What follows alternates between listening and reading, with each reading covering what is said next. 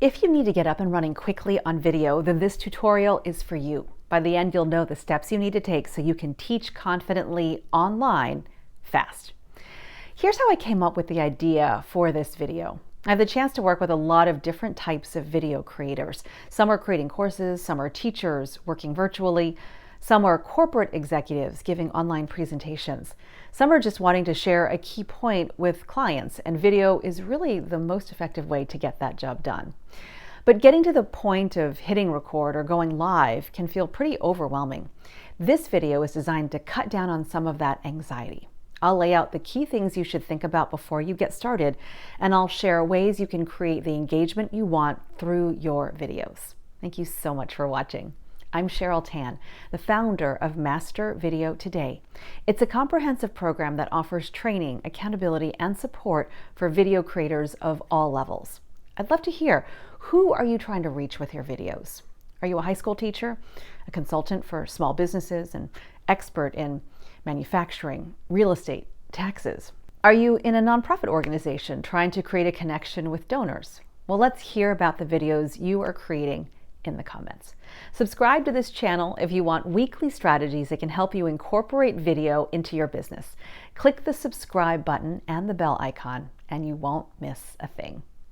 If you want a simple guide that takes you step by step to get started with your equipment setup, your studio design, your lighting, I'll tell you how you can get my Getting Started with Video guide at the end of this video. First, evaluate and optimize your equipment. I have a whole other video devoted to your equipment and video setup, which you can watch here.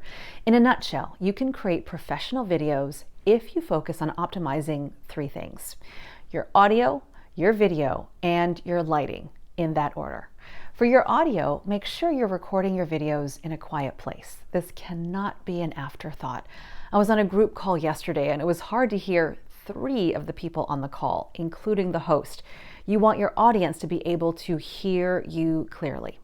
For your video, yes, you do need a camera. Maybe it's the camera on your laptop, maybe it's your cell phone, maybe it's a DSLR. The type of camera doesn't matter as much as you think.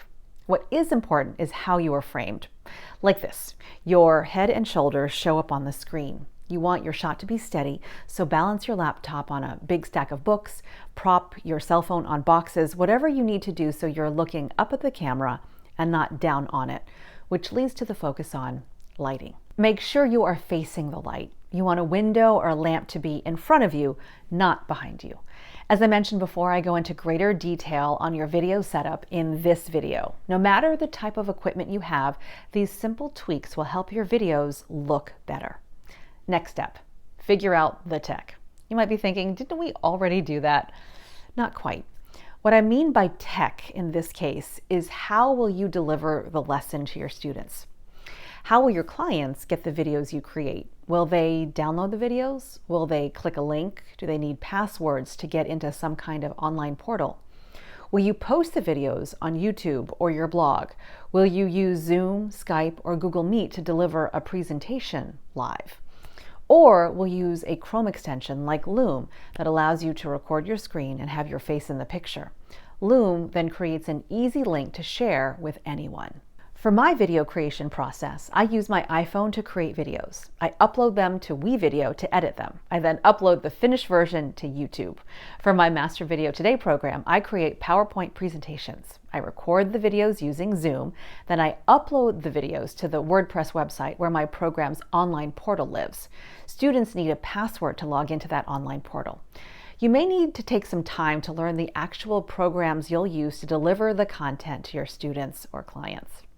And bonus tip, make space on your hard drive on your computer or on your phone. I learned how important this is the hard way. So delete files you don't want before you start recording a new video. Next, practice for real. I tell this to my students in my program all the time. Don't just practice in front of a mirror. When you're doing a trial run for a video presentation, hit record and watch what you have created afterward, even if you feel like you're not ready. This recorded video is just for you. That's the only way you will get better, after you see yourself in action. Next, one video equals one idea. Attention spans are short and appear to be getting shorter. You want to get to the point in videos quickly. The way you can do that is to deliver one idea in each video. For example, I could talk about a lot of video-related things here: editing, promotion, Instagram Live, YouTube playlists, writing attention-grabbing headlines. But if I addressed all of these things in one video, this video would get very long and it could go in many different directions. If you stay the course and create one video about one idea, then your viewer is more likely to stay with you. Instead of one giant video, you can have smaller ones that are focused on specific topics. Those individual videos can then be grouped to make a playlist, and you have a set of lessons for your students or clients to watch in their own time. Next, create engagement opportunities through video. When you speak live on stage or you're teaching in a classroom, you can see your students' eyes. You have a better chance at being able to tell what your audience is thinking, and then you can pivot accordingly. You can call on someone, you can have someone explain a key point to you. You can really engage learners online using some of the same principles that you would use live. In my online classes, I really encourage people to show up with their video turned on. You'll be able to see into your students' eyes and call on people. You can ask questions and you can open up conversation with them, just as if you were live in person right in front of them. I hope these tips help you feel more comfortable creating videos quickly. If you like this video, please click the like button and share it with a friend. And check out my free resource to help you get started. You can download the Getting Started with Video guide, which you can find in the description below. Ready to go one step further with your videos? Watch this video next.